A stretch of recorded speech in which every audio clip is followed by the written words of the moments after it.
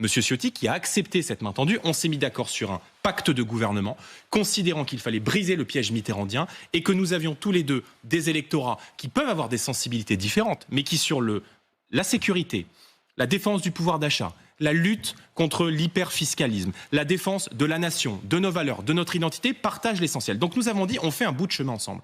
Pourquoi est-ce qu'aujourd'hui, cette alliance, au moment où on se parle, n'est pas possible avec l'actuel président des Républicains? Attendez, qu'en savez-vous? Si vous ne voyez pas, si vous ne traitez pas, si vous ne négociez pas. Mais M. Retailleau, il a été ministre de l'Intérieur d'Emmanuel Macron. Il n'y a jamais eu autant d'étrangers en France. Il vient de claquer la porte. Il n'y a jamais eu...